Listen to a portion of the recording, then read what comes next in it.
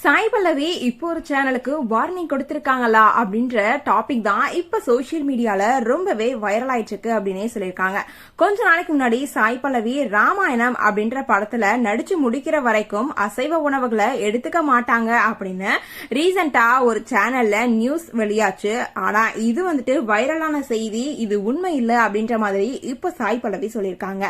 இனியும் நான் அமைதியா இருக்க மாட்டேன், இது ஒரு முன்னணி நிறுவனமா இருந்தாலும் சரி அடுத்த முறை சட்ட நடவடிக்கை மேற்கொள்வேன் அப்படின்னு சொல்லிட்டு இப்போ வார்னிங்கும் கொடுத்திருக்காங்க. இவங்க சொன்னது இப்போ ரொம்பவே வைரல் ஆயிட்டு இருக்கு அப்படின்னு சொல்லலாம். இன்னொரு பக்கம் பாலிவுட்ல இப்படி ராமாயணம் படத்துல நடிச்சிட்டு இருக்கும் பொழுது இப்படி எல்லாம் பேசலாமா, அதுவும் யார் சொன்னாங்கன்னா சைவ உணவுக்கு மாறிட்டேன் அப்படின்னு சொல்லிட்டு படப்பிடிப்பு முடிகிற வரைக்கும் நான் அப்படிலாம் சொல்லவே இல்லை, யார்கிட்ட சொன்னேன் அப்படின்ற மாதிரி அந்த ஒரு சேனலுக்கு ரொம்ப பெரிய வார்னிங்கே கொடுத்திருக்காங்க. வெளியில போகும்போது ஹோட்டல்ல சாப்பிடாம வெளியூருக்கு போகும்போதே கையோட சமையல்காரர்களை கூட்டிட்டு போறாங்க சாய் பல்லவி.